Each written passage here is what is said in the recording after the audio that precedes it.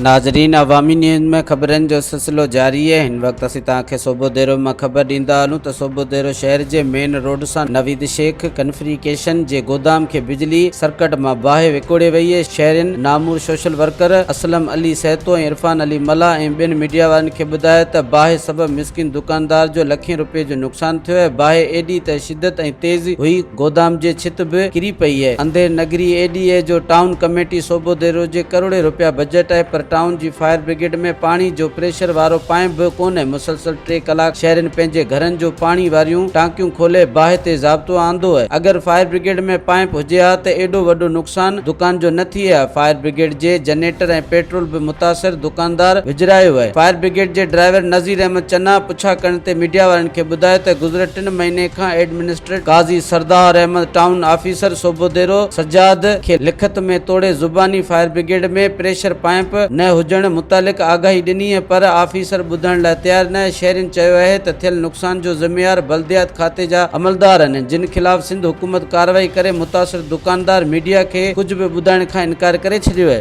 शेखन जे भांडे के बाहि लगी आहे, पर हिन जेको फायर ब्रिगेड में पाइप न आहे, जंहिंजे करे बाहि ते अधु कलाक थियो आहे, माना ज़ाब्तो नथो अची सघे।